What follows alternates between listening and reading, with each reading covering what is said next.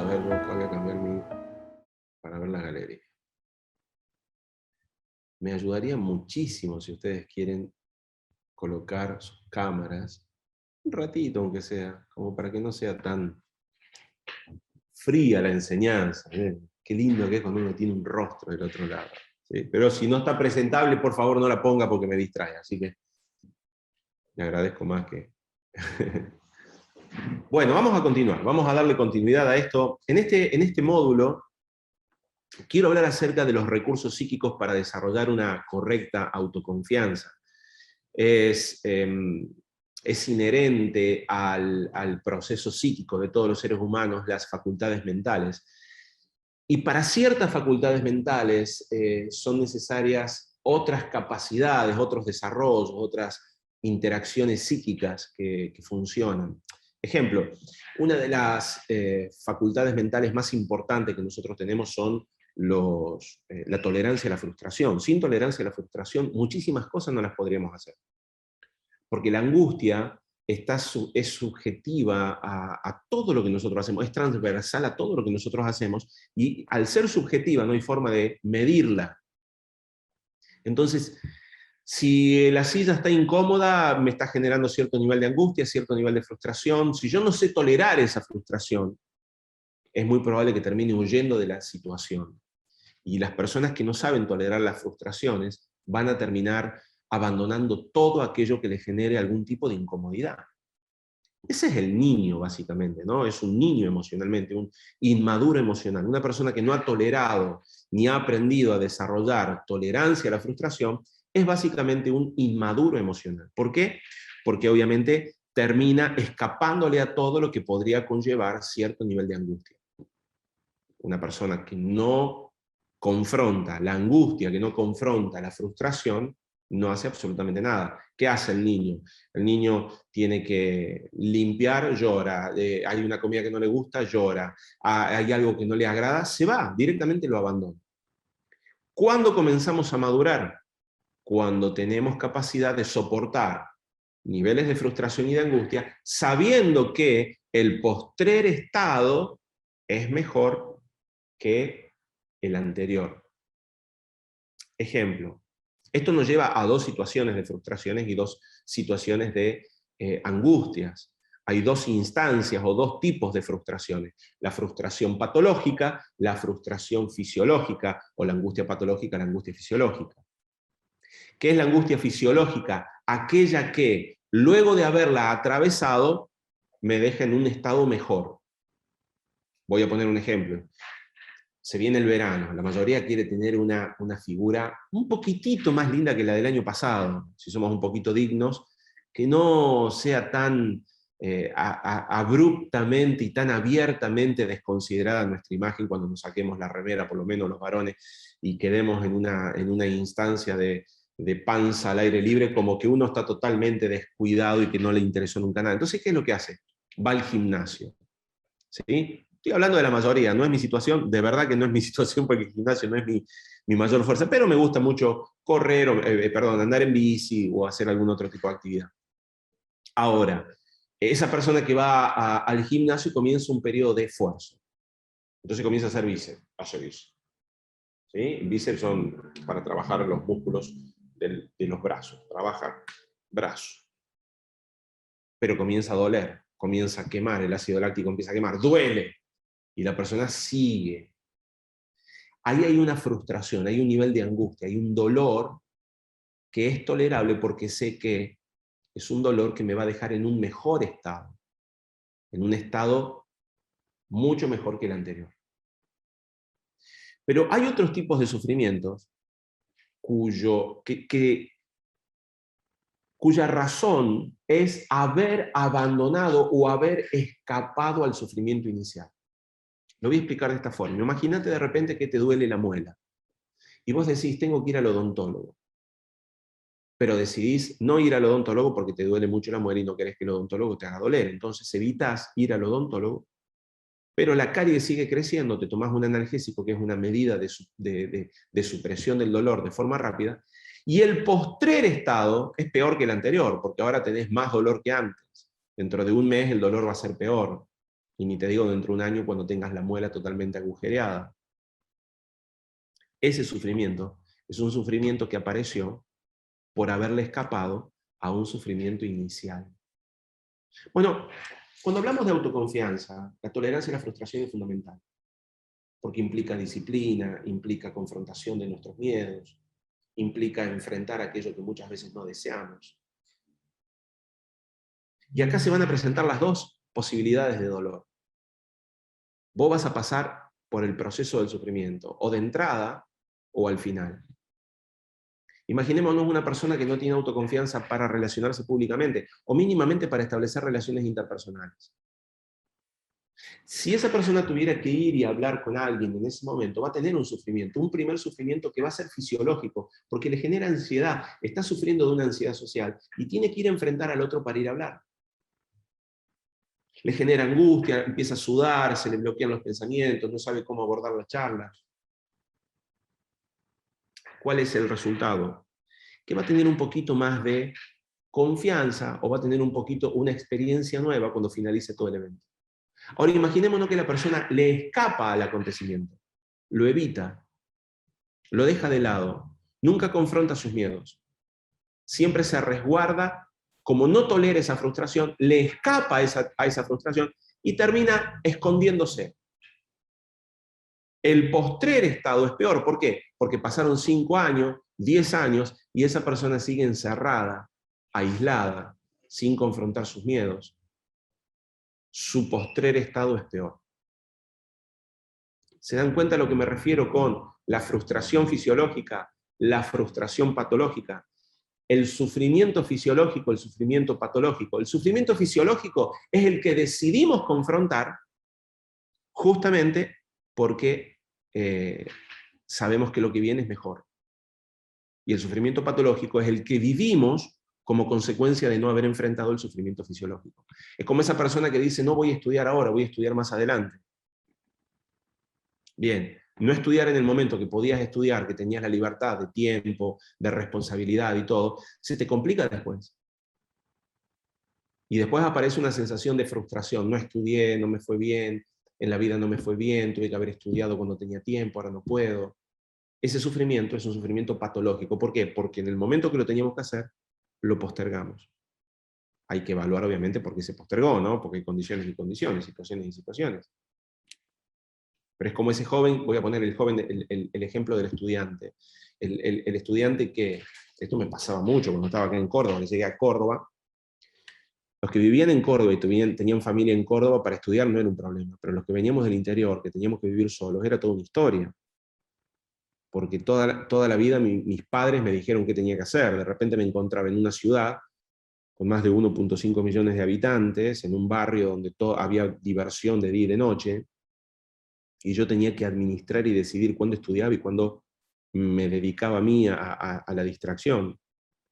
Entonces fue un tiempo de un equilibrio atroz. ¿Qué pasaba? Había momentos donde no sabía tolerar la frustración y salía. Resultado, salía o me entretenía o hacía otras cosas. Resultado, me iba mal en los exámenes. Me iba mal en los exámenes, frustración peor. Eso tiene que ver con la frustración. Existen esos dos tipos de frustraciones. ¿Qué le ocurre a la persona que no desarrolló tolerancia a la frustración? No la desarrolló. Su postrer estado va a ser realmente deplorable porque se va a pasar la vida entera esquivándole a situaciones de frustración. No hay esfuerzo, no hay disciplina, no hay hábito, no existe una capacidad de poder soportar el embate de la adversidad. Le va a escapar a las situaciones de adversidad. Se va a casar y se va a divorciar al poco tiempo porque no tolera la presión de tener una esposa que le diga o un esposo que le diga. Va a ser padre, un padre abandónico porque no va a tolerar el peso ni la frustración de tener que ser responsable.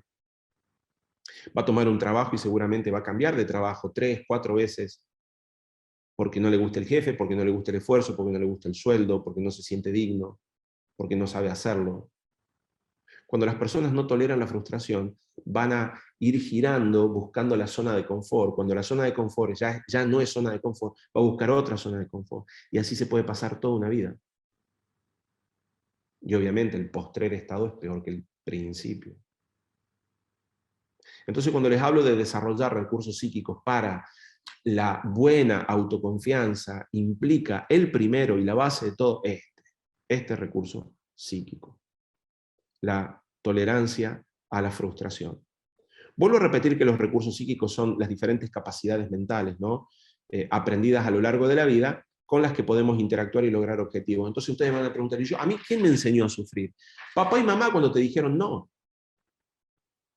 Es decir, no sé si uno no recuerda esa primera instancia. Yo estoy enseñándole a mi hija el no. El no es horrible para un padre decírselo al hijo, porque un padre siempre quiere ser amado. Pero qué importante es el padre que sabe decir el no a tiempo. Entonces mi hija está por cruzar algo y le digo, no, y ella se asusta. O de repente tiene movimientos impulsivos con las manos y tira cachetazos. ¡No! Y ella agacha la cabeza avergonzada. A los 2 minutos se olvidó, porque no tiene el tubo neuronal desarrollado, hasta los 4 años que se desarrolla, entonces vuelve a hacer lo mismo, y vuelvo a decirle no, hasta que se forme en ella un circuito conductual donde el no es un estado permanente de obediencia. Me está tocando desarrollarlo. Pero si no existiera el no para ella, no aparecería la frustración. Si no aparece la frustración en su vida, va a tener un hedonismo continuo de autosatisfacción, y cuando ahora su hedonismo tiene que ver con un juguete, su hedonismo puede ser con alcanzar un control remoto que sabe que no tiene que tocar, o alcanzar, pero va creciendo y el hedonismo va haciendo que ella quiera otras cosas.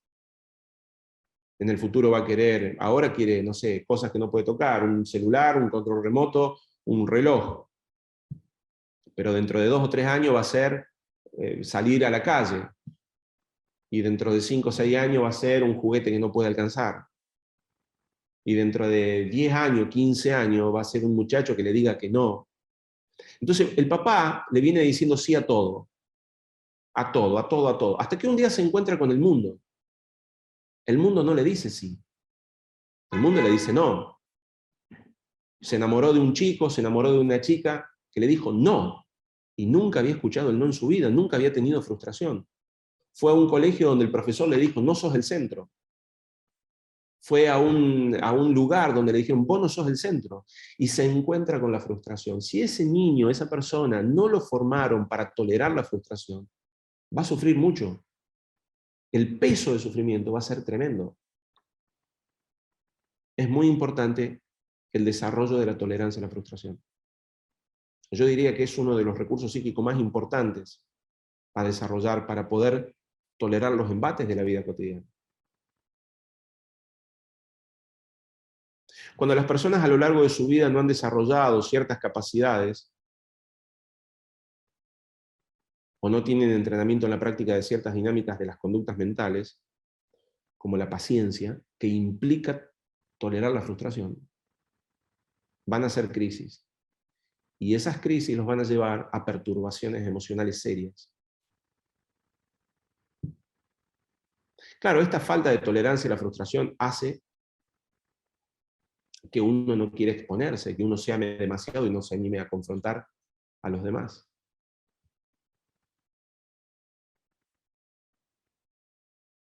Los recursos psíquicos son actitudes mentales, predisposiciones internas para realizar ciertas cosas, ¿no?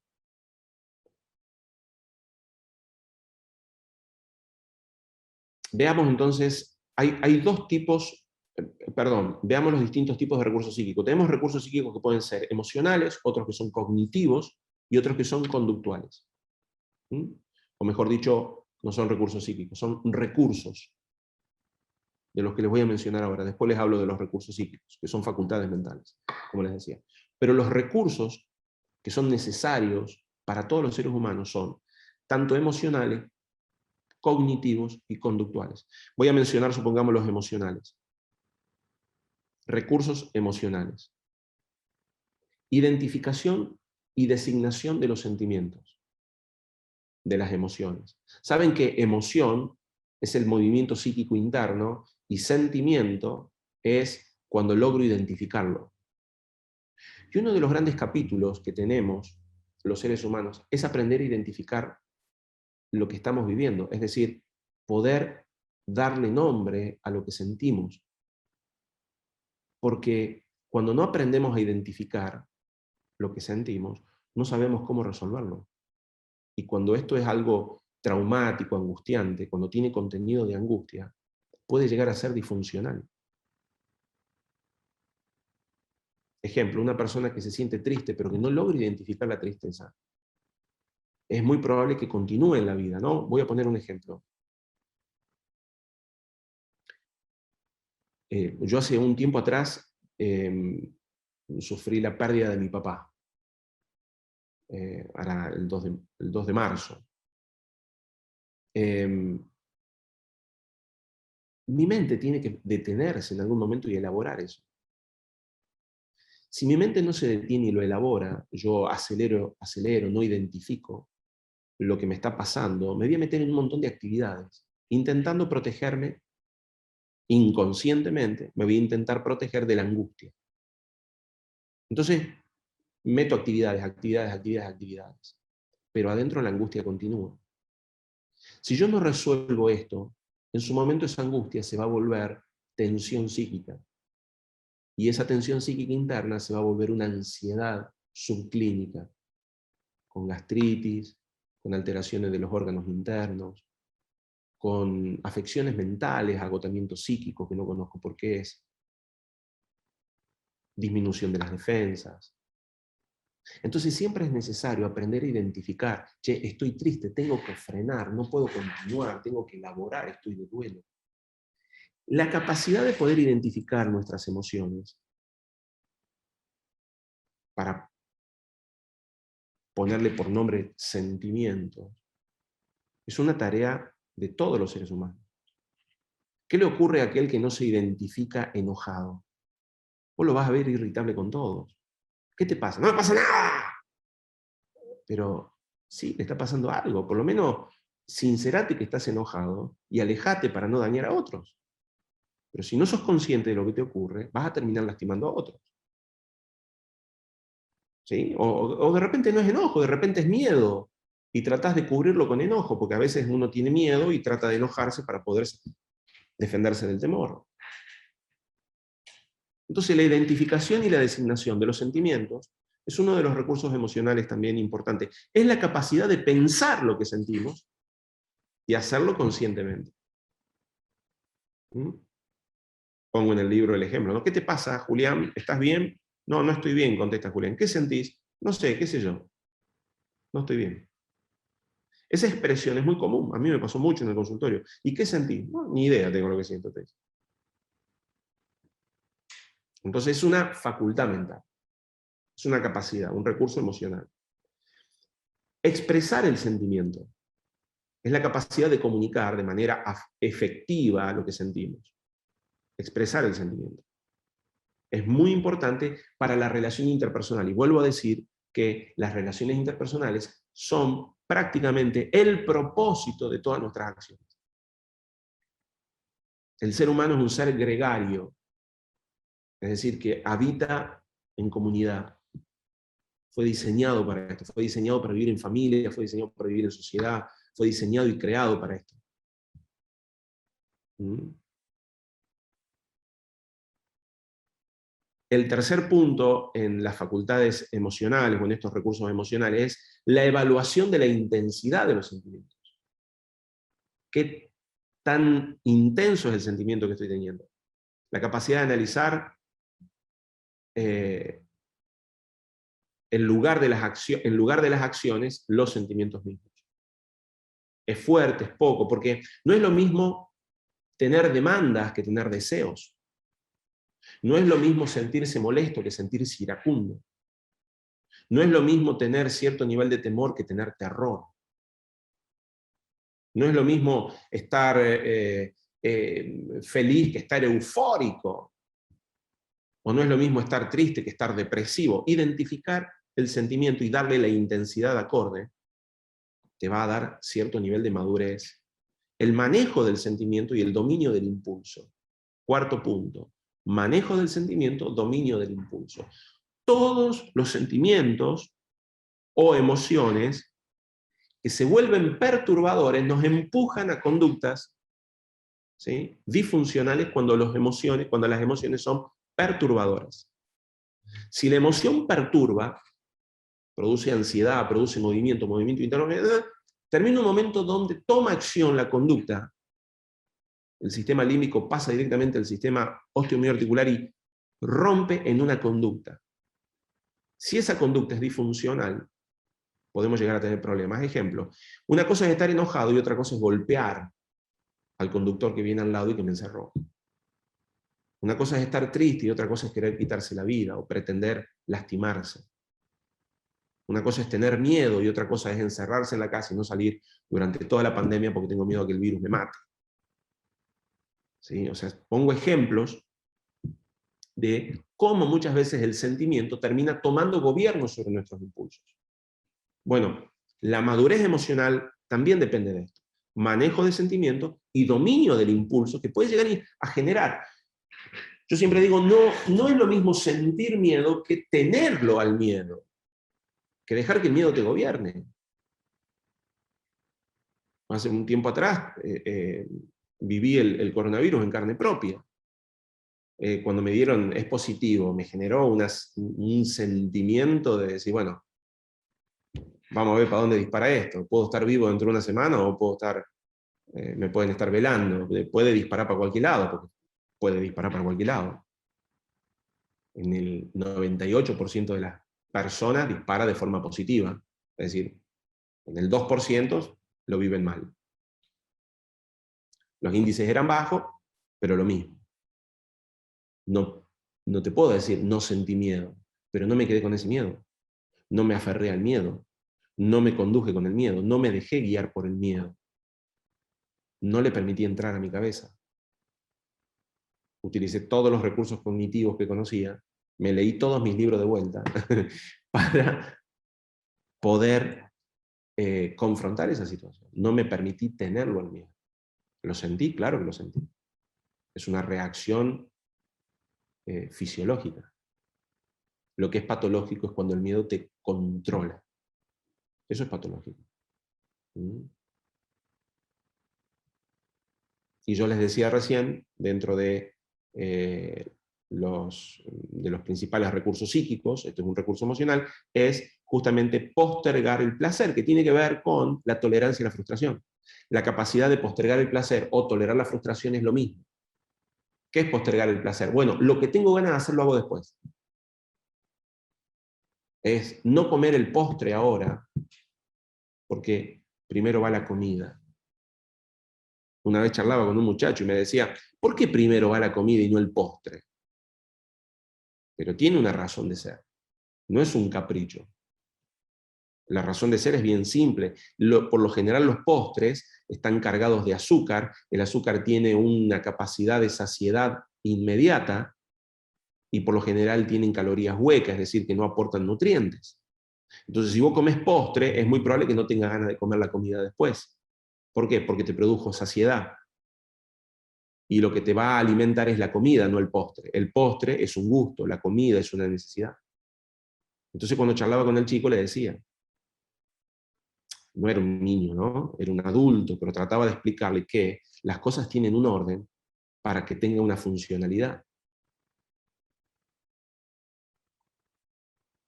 Primero te esforzás, después comes del fruto de tu esfuerzo. Postergar el placer. Les hablé de los recursos emocionales, pero también tenemos recursos cognitivos. ¿Qué son los recursos cognitivos? Aquellos que tienen que ver con la funcionalidad del pensamiento. Manejo del pensamiento, identificación de la demanda y la distorsión cognitiva. Eso es un punto fundamental. Yo tengo que aprender a identificar cuando algo está distorsionado. ¿Qué es una distorsión cognitiva? Una conclusión de la realidad sin evidencia. Un ejemplo.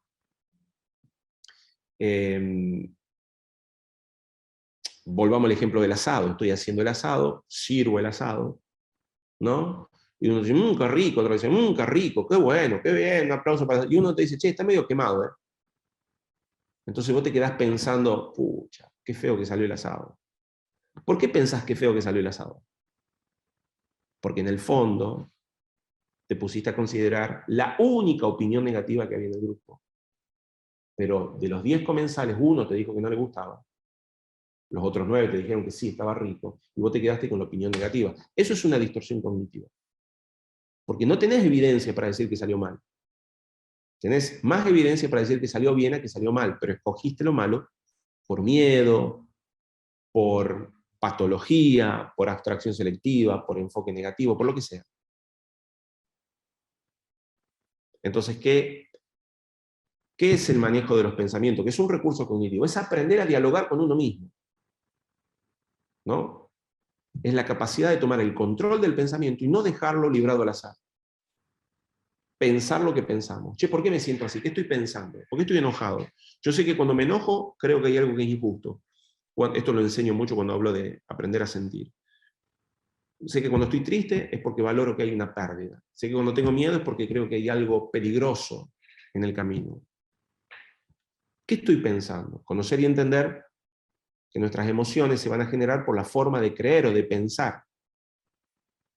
Entonces tengo que identificar. Otro elemento, otro recurso cognitivo superior, importantísimo, es la conversación personal. Es decir, esta capacidad de poder sostener el diálogo interno.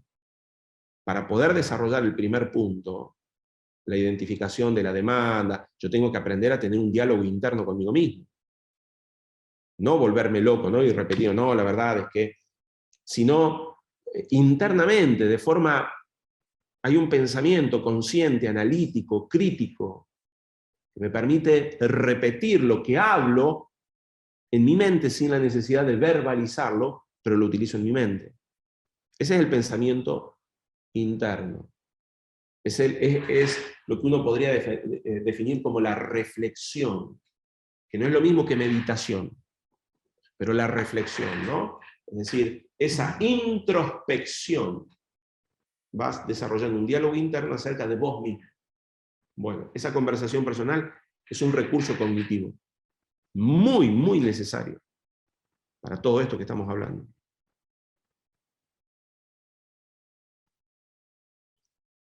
Otro recurso cognitivo muy necesario para todo, sobre todo para la autoconfianza, para el desarrollo de este gran apartado que es la autoconfianza, es la lectura e interpretación de las señales sociales. Es decir, la capacidad de poder reconocer la influencia social sobre la conducta y de verse uno mismo en perspectiva con una comunidad más grande. Es saber cuando algo es un chiste, es saber cuando algo es muy serio, es conocer cómo estoy cayendo en el ambiente, poder reconocer las miradas, las interpretaciones. ¿Viste esa gente que por ahí no tiene la más mínima esos registros sociales que no tienen ni idea? De repente te van a visitar en el horario del almuerzo o en el horario de la cena, probablemente pretendiendo ir a comer. Vos no lo invitás a comer, pero no se te va. Y vos decís, bueno, tendría que preparar algo para comer, ¿no? Y no se da por aludido. No reconoce la señal social. O el que quiere hacer un chiste, ¿no? De repente, nunca me voy a olvidar, fui a comer, había hecho un viaje, habíamos llegado a la casa de un pastor en el sur, y me habían hecho un cordero patagónico. Oh, estaba espectacular ese cordero. Yo estaba con 2 amigos más que habíamos ido, ¿no? Y me sirvieron así. Y yo agarré muy discreto, me serví una porción chiquitita, otro sirvió una porción chiquitita, y había una porción gigantesca ahí de cordero, ¿no? Y uno de mis amigos agarró esa porción y se la sirvió en el plato. Y el pastor estaba serio, ¿no? Estaba muy serio. Y de repente lo mira, y dice, tontito para elegir. Yo rompí en carcajada, mi amigo rompió en carcajada, y el pastor se sonrió. Pero él estaba muy serio. Había sido un chiste, pero si yo no hubiera sabido interpretarlo, hubiera creído que estaba como ofendido. Pero no, había sido un chiste, después se sonrió. Logramos identificar sus señales y sus facciones de chiste. Hay personas que no lo entienden. A veces va a ser un chiste y las personas lo toman para mal. Bueno, eso tiene que ver con la lectura y una interpretación. A vos te parecerá algo natural, pero para mucha gente es súper difícil poder entender y leer. Hay gente que sufre de literalidad verbal. Es decir, asume lo que le están diciendo. Entonces vos le decís, esperame un segundo, y no te entiende qué es esperame un segundo. O sea, ya está. En un minuto estoy ahí. Che, pasó media hora. Sí, lo que pasa es que, pero me dijiste un minuto. O sea, esa literalidad que muchas veces no se logra entender, tiene que ver con una dificultad en las relaciones interpersonales. En una oportunidad llegó una señora, escribo acá, ¿no? Llegó una señora a la consulta, y en mi intención de ser agradable, ¿no? Le hice un comentario, le digo, qué bien que se la ve hoy, Edith. Me dice, ¿por qué me dice eso, doctor? Usted no será de esos que quieren levantarse a sus pacientes, ¿no? Me contestó. Estuve cerca de 30 minutos explicándole que no. Obviamente era una de las primeras veces. Por eso es que cuando vos estás en el consultorio, vos tenés que ser cara de piedra. No opinar, no decir, no hablar, no nada. Porque vos no sabés cuál es la interpretación que hay del otro lado. Hasta que conoces al paciente no podés relajarte, sino que tenés que aprender a conocer cómo funciona su cabeza, para saber cómo va a interpretar lo que digas. Otro elemento es la planificación, que tiene que ver también con estos recursos cognitivos, la planificación. Hay gente que no sabe planificar, tiene muchas ideas, pero no sabe cómo planificarlo. Entonces, la planificación es la capacidad de trazar los pasos o pequeños sucesos para poder llegar a una solución más compleja. Bueno, esto que les estoy diciendo, ejemplo, planificar desarrollar la autoconfianza. Es un recurso cognitivo, es un recurso superior cognitivo. ¿Y cómo lo planifico? Ejemplo, yo estoy yendo de forma muy profunda, ustedes se darán cuenta que estamos tocando temas muy profundos. No les estoy dando técnicas de autoconfianza. Para eso, búsquenlo en el internet, hay muchísimos de esos datos. Esto tiene que ver con recursos cognitivos, recursos emocionales y recursos conductuales muy profundos. Pero la planificación es un recurso cognitivo muy profundo, que tiene que ver con ir de forma gradual adquiriendo la exposición. ¿Cómo desarrollo autoconfianza? Concepto básico, para que puedan entender a lo que me refiero cuando digo de una estrategia, de forma gradual. De forma gradual, vos no aprendés autoconfianza de la noche a la mañana, va a adquirirlo de forma gradual. ¿Cómo terminás escribiendo un libro? Escribiendo primero un apunte, un bosquejo, de forma gradual, de menos a más, de poquito a mucho, de poco riesgo a mucho riesgo, de poco esfuerzo a mucho esfuerzo. De forma gradual. Así trabajamos con los pacientes que tienen pánico, con los pacientes que tienen fobias. ¿Cómo trabajo con un paciente que tiene fobia, claustrofobia? Vive en el 8º piso y desarrolla una claustrofobia, no puede subirse al ascensor. ¿Cómo lo trabajo? Bueno, durante 1 o 2 meses le muestro fotos de ascensores, hablamos de los ascensores, dialogamos de los ascensores. Modus operandi siguiente, le muestro ascensores abiertos. En otra oportunidad me acerco a un ascensor, miramos el ascensor, estamos adentro del ascensor, pero no cerramos la puerta. Le da ansiedad, le da palpitación, tiene que salir, volvemos a entrar, volvemos a salir. Pasamos mucho tiempo con los ascensores. En un momento determinado subo con el ascensor, bajo, subo, bajo. Dialogamos, charlamos, nos reímos adentro del ascensor. Luego lo mando al primer piso, te espero arriba. Luego el otro, luego 2 pisos, luego 4 pisos, luego sube y baja solo. Exposición gradual. ¿Sí? Con todo funciona de la misma manera. Pero la exposición no resuelve el conflicto interno, por eso estoy yendo tan profundo en todo esto. Por eso estamos trabajando los elementos más profundos que hacen a una mente que pueda construir una autoconfianza sana en todos los aspectos de la vida, y no solo en una conducta. Porque ese muchacho va a aprender a entrar al ascensor y a salir del ascensor, pero va a seguir con el problema de la fobia en algún otro punto de su vida. Porque no resolvimos los elementos profundos. ¿Mm?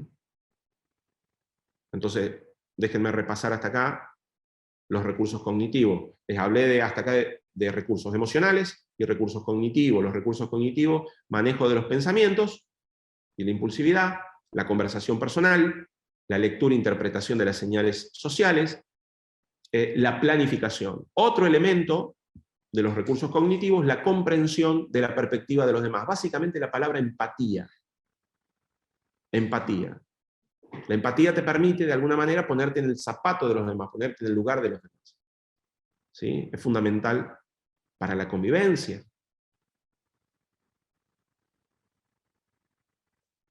La comprensión de las normas de conductas. Fíjense que cuando una persona no sabe cuáles son las implicancias que pueden tener sus conductas, puede llegar a ser bien difícil. Me pasó con una de mis hijas en una oportunidad. Aparece ella con una muñeca. ¿De dónde sacaste esa muñeca? Tenía 4 años, 3 años, 4 años. Niña. ¿De quién es? Mía, me dice. Es raro porque yo conozco los juguetes de mi hija y no la conocía. Y le digo, ¿dónde la sacaste? No la recuerdo. ¿La sacaste de algún lado? Y me dice, a Valentina no la usaba. Valentina era una amiguita.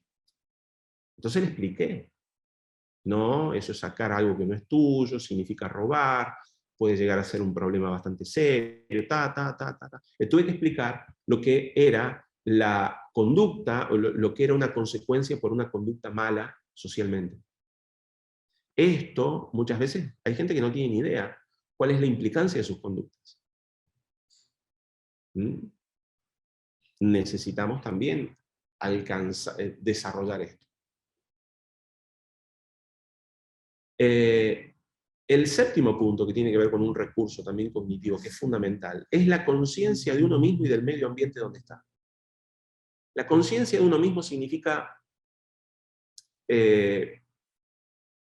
tener un insight, una introspección, una capacidad de autoevaluación en medio del entorno.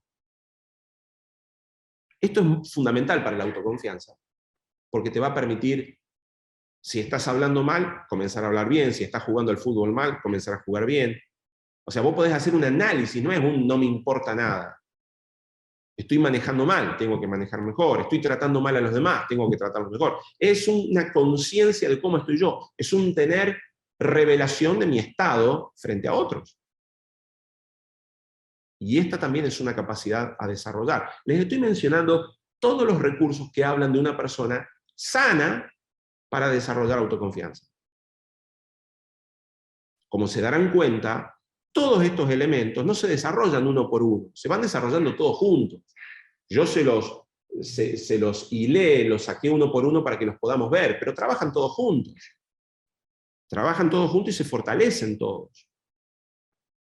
El último de los recursos, les hablé de los emocionales, les hablé de los cognitivos, el último de los recursos tiene que ver con los recursos conductuales, que dentro de los recursos conductuales van a aparecer los recursos no verbales y los recursos verbales. Los recursos no verbales son aquellos que tienen la capacidad de poder establecer una comunicación a través del contacto visual, la expresividad facial, el tono de la voz.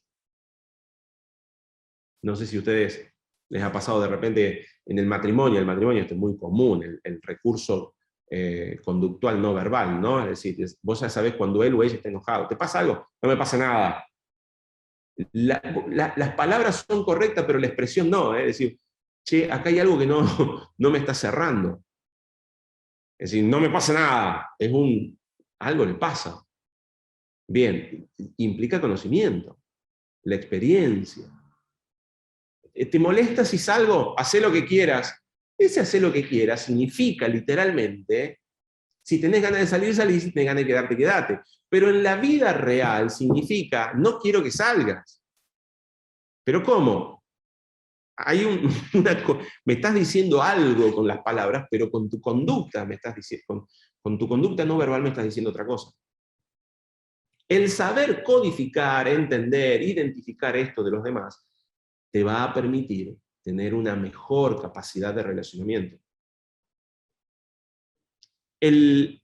Por otro lado, obviamente, los recursos conductuales, que tienen que ver con los verbales en este caso, es la capacidad de poder hacer pedidos claros, responder eficazmente a la crítica, resistir a las influencias negativas, escuchar bien a los demás. Son capacidades que tenemos. Poder exponer tu idea, poder dialogar tu idea. Y vuelvo a repetir, todo esto no aparece de la noche a la mañana. Todo esto tiene que ver con el desarrollo de una madurez emocional, cognitiva, conductual, en el trabajo de todo esto. Identificar estos puntos, fundamental.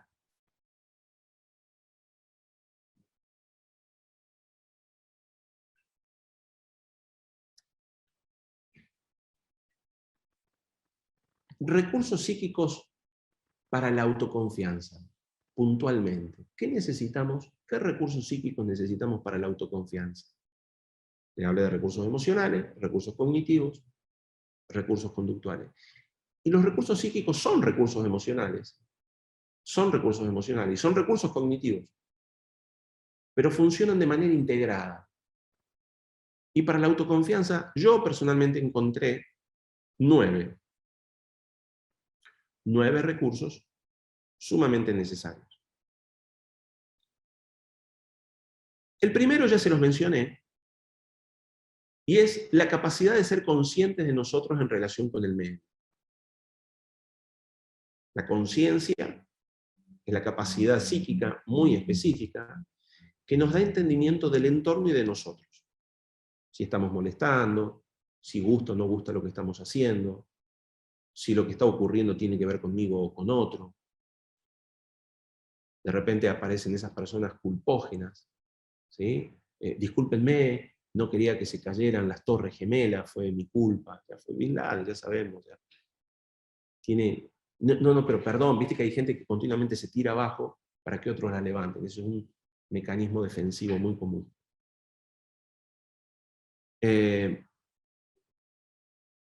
¿Qué debemos reconocer? Debemos reconocer, supongamos, el entorno y el problema que tiene el entorno. A veces nosotros estamos en medio de un entorno, no tenemos problema nosotros, pero sí tiene problema el entorno. Bien, aprender a identificar esto. Lo que está ocurriendo no tiene que ver conmigo, tiene que ver con otro. A veces nosotros nos mezclamos. Muchas personas con trastornos depresivos no logran focalizar el ambiente donde se encuentran. Madres excelentes que durante toda la vida se dedican a sus hijos, de repente, producto de un estado psíquico como la depresión o la ansiedad, pierden el interés y el afecto hacia todo. Suele ocurrir que estas personas se empiezan a psicotizar o empiezan a desarrollar una especie de neurosis más severa, y las llevan a tomar una no conciencia del entorno. Entonces dice, no me interesa más lo que está afuera, no me interesan mis hijos, no me interesa el estudio, no me interesa mi matrimonio, no me interesa la vida. En realidad, esta persona perdió el entendimiento de que el problema está en ella, no afuera. Aprender a reconocer dónde está el problema, si el problema está afuera o el problema está dentro. Che, hay un ambiente tenso acá. No, el tenso sos vos. No me gusta cómo se están haciendo las cosas. Fíjate que nunca te gusta nada de lo que está pasando en este lugar. O sea, el problema no son los demás, el problema sos vos. O al revés. El problema no sos vos, el problema está afuera. Cuando viene tu jefe y te maltrata. ¿Te ha pasado alguna vez que te ha tocado estar en un ambiente laboral tóxico? Y vos decís, me quiero ir del trabajo. No te vayas del trabajo. ¿Por qué te vas del trabajo? Y mi jefe es muy tóxico. Pero tu jefe, ¿te golpea? No. Si no te golpea, hace como que están pasando mariposas. Si el tipo es un loco, déjalo que sea loco él. Él se va a perder el trabajo. Está bien, a veces hay psicopatías y conductas y formas que son intolerantes. Para eso hay defensas de muchos tipos. Pero el punto acá radica en que no permitas que lo que el otro está diciendo te afecte tu condición interna. Sos un idiota, sos un tonto, no servís para nada. No es cierto. Sé quién soy, me queda claro lo que pienso de mí. No permito que el problema del entorno se vuelva mi problema. Esto lo hablé hace poco tiempo atrás en uno de los posts. Y yo decía, no dejemos que la locura de afuera se meta dentro nuestro. Mantengamos limpia nuestra cabeza. Dejemos el problema de otros afuera, dejemos el miedo de los demás afuera.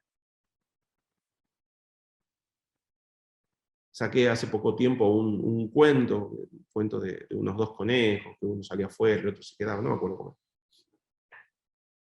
La gente enojada conmigo. ¿Qué significa que tengo que salir afuera? Me escribió un hombre, ¿no? Un hombre de 65, 70 años. Tengo 65 años, 70 años. Me confié en su cuento y salí. Y ahora tengo miedo. Dígame qué hago, ya que usted me instó a esto. ¿Y qué hago? Confronto el miedo. ¿Qué sé yo qué hacen? O sea, tomás decisiones en función de otro y haces cargo a los demás en función de tus decisiones. No, no me hago responsable de eso, perdóneme, pero no me hago responsable de eso. Me hago responsable de cuando yo digo que algo va a funcionar y no funciona. Pero no se contagió, no se murió, no pasó nada. ¿Que usted sienta miedo? Entonces yo me doy cuenta, el problema está en el otro, no está en mí. Este era un problema de este hombre, no era un problema conmigo. Aprender a identificar mi persona del entorno. Estamos hablando de este recurso psíquico, de la capacidad de ser conscientes de nosotros en relación con el medio. El otro tema es que debemos aprender a identificar si tenemos un problema con el entorno, con el ambiente. A veces el problema no está en mí o afuera. A veces el problema está en el afuera conmigo o conmigo con el afuera. Ejemplo, capaz que te pone tenso el ambiente laboral porque tenés un problema personal con tu jefe. No es que tu jefe sea medio loco o que vos seas medio paranoico, sino que tenés un problema muy viejo con tu jefe por lo que sea, por una competencia vieja, por lo que sea. Ahí hay un problema con el entorno. Este recurso psíquico es muy importante. Che, ¿me siento incompetente en este ambiente o me siento incompetente siempre? No, es en este ambiente porque acá se rieron mucho de vos. ¿Me siento incompetente en ese trabajo o me siento incompetente en todos los trabajos? Me siento incompetente en ese trabajo porque me echaron, no me tomaron en cuenta. Che, ¿me siento inseguro cuando están mis padres presentes o me siento inseguro siempre? No, me siento inseguro cuando están mis padres presentes porque mis padres me decían que era un inútil, que no servía para nada, que nunca iba a prosperar, que nunca iba a crecer. Aprender a identificar dónde está el problema. Mi problema es con. Bien, perfecto, eso es una historia. Mi problema está en mí, eso es otra historia. Mi problema está afuera, no está en mí ni es con.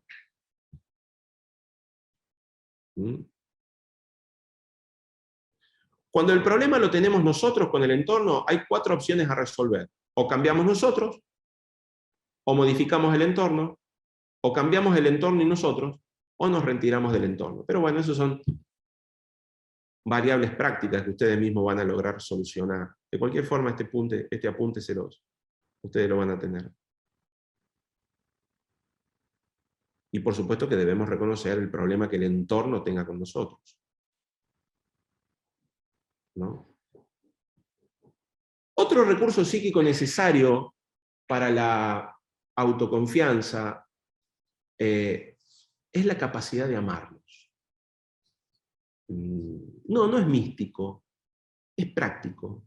Tiene que ver con la autoestima, tiene que ver con el protegernos. Déjenme explicarles algo acerca del amor. El amor siempre da la sensación de seguridad. Cuando vos amás, vos protegés. Siempre. Y la protección da seguridad, y la seguridad disminuye la ansiedad.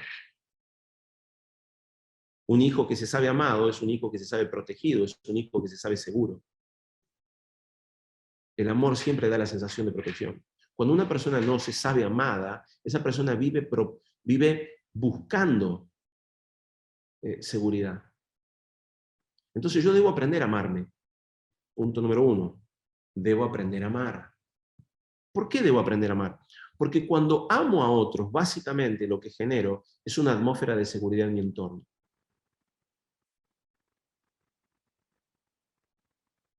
Y obviamente nos va a dar cierto nivel de posicionamiento frente al entorno.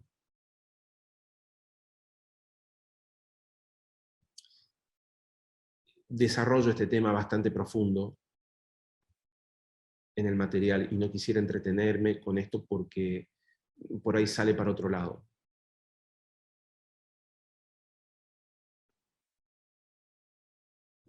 Un recurso psíquico muy importante que necesitamos para desarrollar autoconfianza, y escuchen esto porque esto ya empieza a ser más como evidente, ¿no? Es decir, esto ya empieza a ser más superficial, pero es muy evidente, es la capacidad de motivarnos.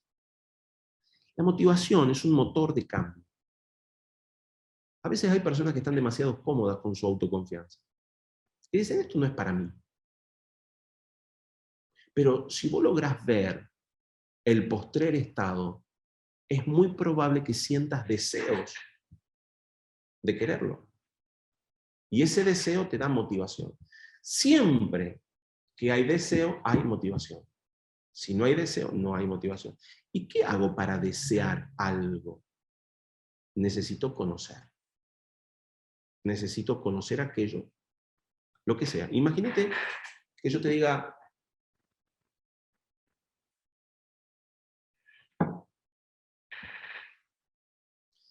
¿te gustaría conocer PERT?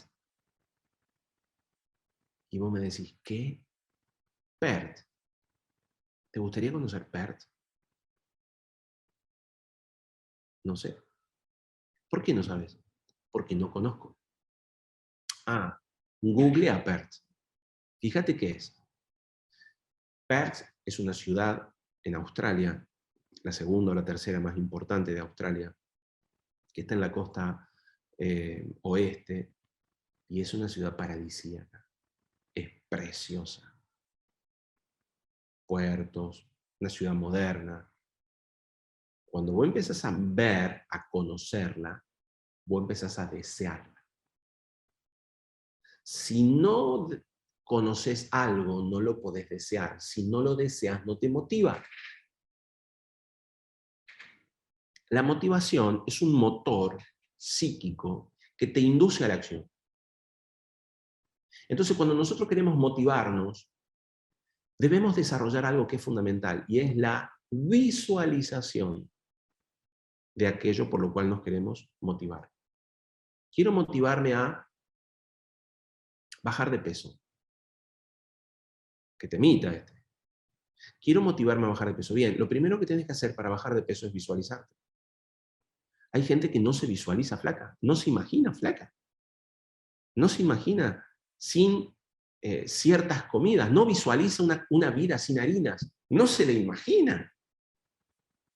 ¿Cómo puede funcionar una vida sin harinas? Una vida sin azúcares. Lo que visualiza es angustia, tristeza, que los amigos se juntan a comer torta y él comiendo, no sé, una zanahoria.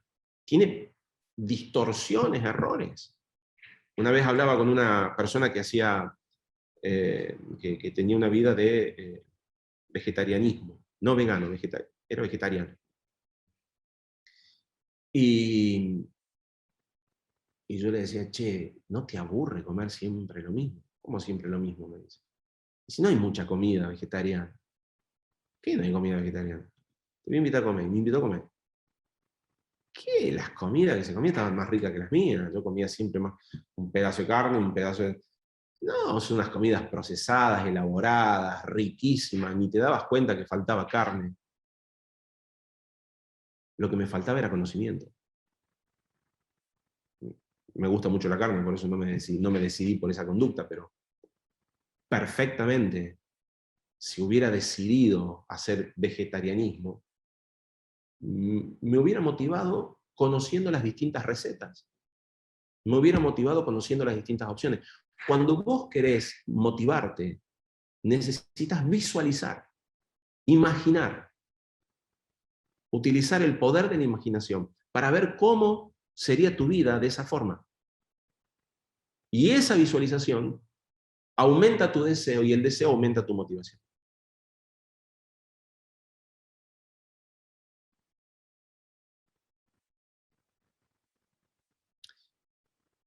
El otro punto que tiene que ver con estos recursos para desarrollar autoconfianza tiene que ver con el propósito. Es difícil querer desarrollar autoconfianza cuando no hay un propósito para. ¿Saben qué? A mí me apasionaría aprender a manejar tractor. Y quiero ser el mejor tractorista de todo Córdoba. ¿Tenés campo? No. ¿Tenés tractores? No. ¿Tenés ganas de trabajar de eso? No, no me gusta trabajar en el campo. ¿Por qué querés eso? No sé. Lo que va a ocurrir es que no me voy a motivar. Y mucho menos me voy a meter en una disciplina para desarrollar confianza, para querer desarrollar ese tipo de actividad.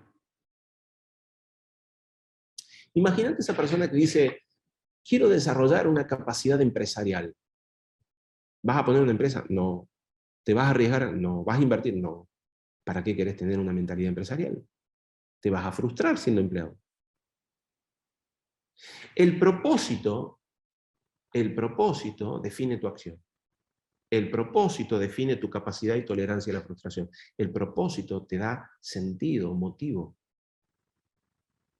Entonces, siempre que nosotros podemos enfocarnos en un propósito, nos va a quitar aburrimiento, nos va a quitar angustia, tedio, desidia en el momento de la disciplina, en el momento de desarrollar esa autoconfianza.